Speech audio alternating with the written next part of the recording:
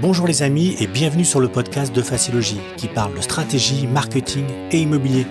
Je suis Frédéric Epler, fondateur de Facilogie.com et consultant en marketing immobilier. Chaque semaine, je diffuse un échange, une réflexion autour de sujets liés à l'immobilier pour vous aider à booster votre business immobilier. Si vous appréciez nos contenus, vous pouvez bien sûr nous soutenir en vous abonnant sur les plateformes et en partageant ce podcast autour de vous. Bon allez, c'est parti pour l'épisode. Alors on a vu sur les derniers podcasts que pour avoir une activité pérenne, pour pouvoir faire du business, malheureusement vous ne pourrez pas échapper au marketing. Et souvent on a énormément de questions sur l'intérêt du marketing, comment le mettre en place, est-ce que c'est pour vous, comment le gérer. Et aujourd'hui on va parler particulièrement des réseaux sociaux comme un véritable levier d'acquisition. Alors oui, c'est vrai que les réseaux sociaux, ça lève énormément de fantasmes. Combien de fois on voit des conseillers immobiliers se jeter tout de suite sur « je vais créer un groupe Facebook, je vais faire du blog, que je vais relayer après sur le groupe Facebook ». On fait 2-3 réels, 2-3 shorts sur Instagram et puis ma foi, au bout de quelques mois, on s'aperçoit que c'est pas si simple que ça. Et on arrête et on dit que ça sert à rien. Donc, on va essayer de lever un petit peu le voile sur l'utilisation des réseaux sociaux comme des leviers d'acquisition. Et après la notion de référencement sur le dernier podcast qu'on a fait, on va maintenant voir comment parler des questions sur les réseaux sociaux. Déjà, pour moi, les réseaux sociaux, on peut dire que déjà on va diviser la communauté immobilière en deux parties. Il y a les réseaux sociaux. Les réseaux sociaux sont-ils, ou pour moi, est-ce que les réseaux sociaux sont-ils, je vais y arriver, ou sont-ils pas partie intégrante du marketing immobilier ? D'accord ? Est-ce qu'aujourd'hui, les réseaux sociaux sont un élément à part ? Et pour moi, la réponse est oui, et même un grand oui. Elles font partie intégrante du marketing. C'est un levier comme un autre. Un professionnel de la transaction qui souhaite développer sa notoriété, tisser des relations avec des prospects, créer un socle de confiance, oui, bien sûr qu'il a intérêt à s'appuyer sur la puissance des plateformes sociales, bien sûr. 1000 raisons pour moi qui peuvent vous pousser à intégrer les réseaux sociaux à votre stratégie marketing, que vous soyez d'ailleurs une agence, un réseau, un promoteur. C'est, si je devais en choisir une parmi les 1000, pour moi c'est la plus évidente. C'est les médias sociaux sont populaires et massivement utilisés. Tout le monde les a. Tout le monde est sur son téléphone sur au moins un réseau social. Il y en a qui vont plutôt être Facebook, plutôt Instagram et quelques chiffres. En France, vous avez sur Facebook, 31 millions d'utilisateurs à ce jour. Ça a peut-être évolué. 24 millions sur YouTube. Techniquement, un Français sur 2 possède un profil sur Facebook et un Français sur 3 consulte des vidéos sur le second. Alors bien entendu, en eux-mêmes, ces chiffres ne veulent pas dire grand-chose. Il y a plus de 65 millions d'habitants dans l'Hexagone. Et on va dire qu'aucun agent immobilier n'y voit 65 millions de clients potentiels. On est d'accord. Mais même à cette petite échelle, ça ne fonctionne pas. Si vous êtes implanté d'ailleurs dans une ville de 20 000 habitants, vous n'avez pas 15 000 vendeurs et 5 000 acheteurs à convaincre. D'accord ? Donc, ces réseaux sociaux sont comme des territoires sur lesquels évoluent ceux qui pourraient bien devenir demain vos clients. Vous savez qu'ils se trouvent, en tout cas, soit sur l'un, soit sur l'autre. Vous connaissez leurs habitudes. Et donc, grâce à ça, vous allez donc consulter Facebook tous les jours, tweeter régulièrement, aller regarder des vidéos au moins une fois par semaine. Et sachant cela, vous pouvez mettre au point des méthodes, puisque vous savez où ils se trouvent, pour communiquer avec eux. Ces méthodes qui s'avèrent d'ailleurs particulièrement efficaces et payantes sur du long terme. Attention, c'est pas du court terme. Arrêtez de penser aujourd'hui qu'il faut y passer quelques minutes et que ça va vous rapporter des millions. C'est faux. D'autant plus que les plateformes sociales mettent à la disposition des quantités, des fonctionnalités pour les professionnels de l'IMO, et d'indicateurs, pour moi, qui sont très précieux dans cette perspective. Ensuite, il y a un autre point sur les réseaux sociaux qui est très important, c'est qu'une fois que vous savez où ils se trouvent, et l'intérêt d'y être, il faut les animer régulièrement. Quand je parle d'animer les réseaux sociaux, je parle pas juste de dire tu crées un truc et puis tu mets quelques banalités et tu en mets une fois tous les 6 mois. Vous avez certainement entendu du terme community manager. C'est une expression qui désigne une personne qui gère pour une enseigne les médias sociaux. En gros, son job, c'est quoi? C'est qu'elle publie, elle poste régulièrement et en répondant en fonction des cibles, et elle répond aussi aux commentaires et aux messages des utilisateurs, elle partage des informations. Bref, il s'agit de faire vivre ces comptes sociaux, c'est ça ce que j'appelle animer, pour qu'ils aient constamment de l'activité dessus.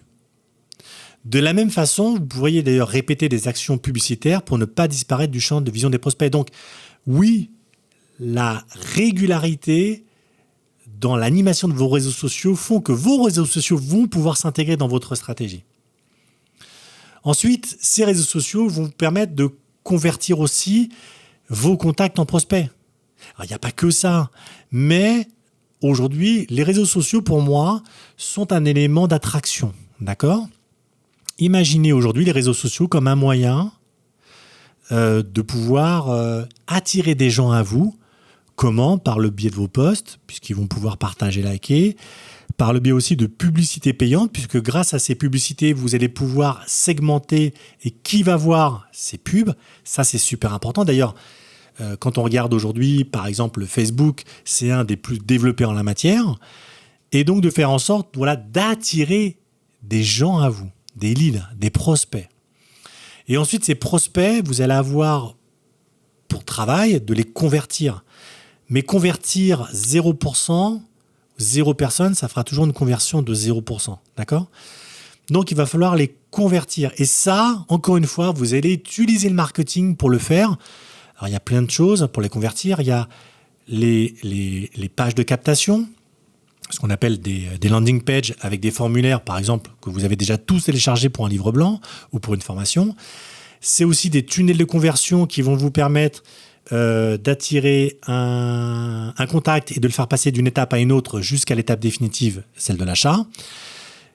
Il y a énormément, mais partez du principe que la conversion, aujourd'hui, fait partie intégrante des outils marketing dans ce sens.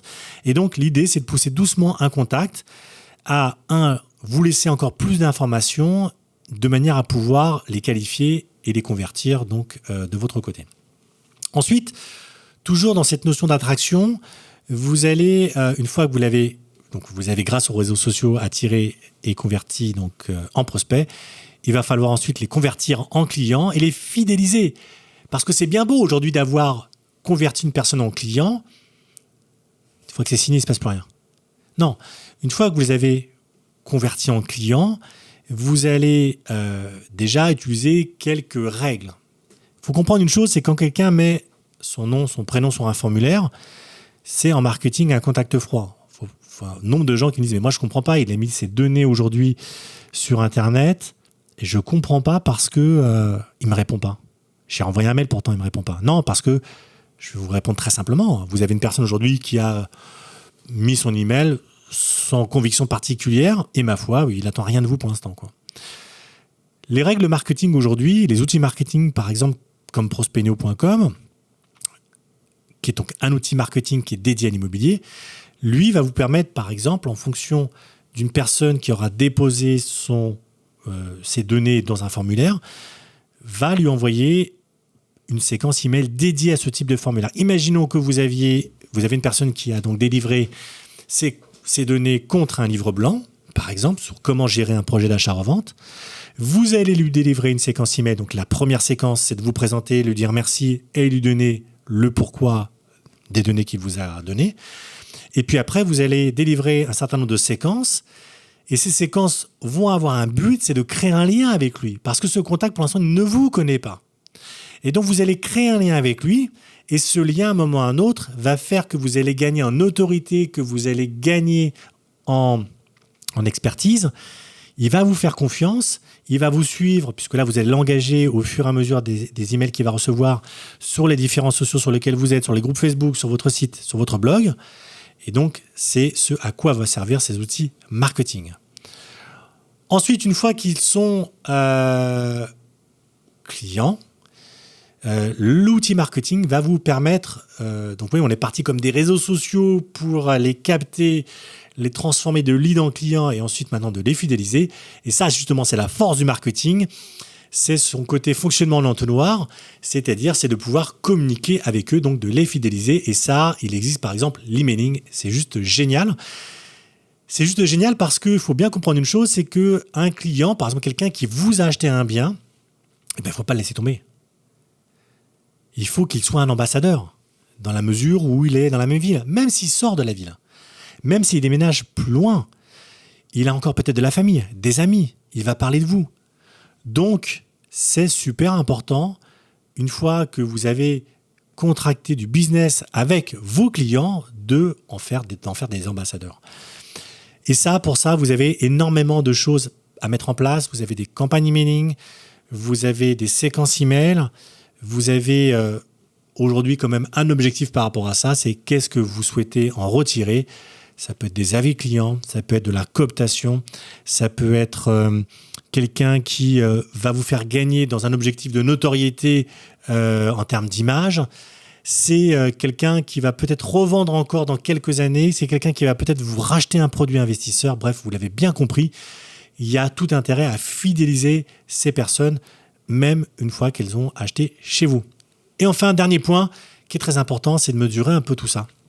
Et ça, c'est pareil, vos outils de marketing sont très importants puisque vous allez pouvoir de façon assez régulière voir les bons indicateurs qui vont vous permettre d'effectuer des contrôles réguliers sur savoir ce qui fonctionne, ce qui ne fonctionne pas, mais surtout de pouvoir réajuster.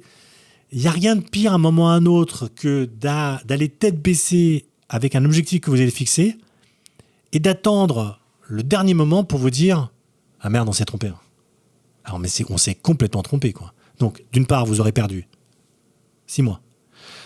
Vous aurez ensuite, de votre côté, démotivé votre équipe parce que ce n'était pas du tout adapté. Et puis, vous allez reperdre rebelote encore quelques mois parce que vous pensez qu'un objectif et mettre en place une stratégie, ça se fait en quelques jours. C'est faux. Donc, c'est super important, encore une fois, de bien comprendre que vous devez mesurer vos performances pour pouvoir réajuster éventuellement votre stratégie marketing immobilière. Voilà, merci de m'avoir suivi. Ces podcasts, je crois qu'on en a fait 3 ou 4 sur la série marketing immobilier, entre l'intérêt, qu'est-ce que du marketing, comment l'intégrer, quels sont les leviers. Ce sont des podcasts qui ont été assez longs, vous pouvez d'ailleurs les réécouter. N'oubliez pas une chose, c'est que le marketing, ce n'est pas une obligation, personne ne vous force à en faire. Vous êtes libre de déployer ou pas des stratégies marketing ou pas, c'est à vous seul de décider. Pour moi, c'est juste une opportunité, encore une fois, d'évoluer, de sortir des sentiers battus, de redonner du sens à votre travail, de pouvoir peut-être enrichir vos propres connaissances. Et puis, encore une fois, posez-vous toujours la question honnêtement de... Déjà, si vous faites ce métier, je pense qu'il y a quand même cette notion d'aider les gens, l'amour du client, l'amour du service, l'amour d'apporter de la valeur ajoutée. Donc, posez-vous toujours cette question humaine et honnête de vous dire est-ce que je fais bien ? Est-ce que je pourrais faire mieux ? Est-ce que j'ai envie de le faire ? Est-ce que j'ai envie d'évoluer ? Est-ce que j'ai envie d'accompagner mes équipes à grandir ? Bref, ce sont des sujets qui sont extrêmement importants, d'ailleurs, dans toutes les entreprises. Et n'oubliez pas une chose, vous ne pouvez pas évoluer et croître sans mettre en place de marketing dans votre structure. Voilà, je vous remercie encore une fois de m'avoir suivi. N'hésitez pas donc à partager et à aimer donc ce podcast. Quant à moi, je vous donne rendez-vous sur un prochain podcast. Allez, c'était Frédéric avec le podcast de Facilogie. À bientôt les amis.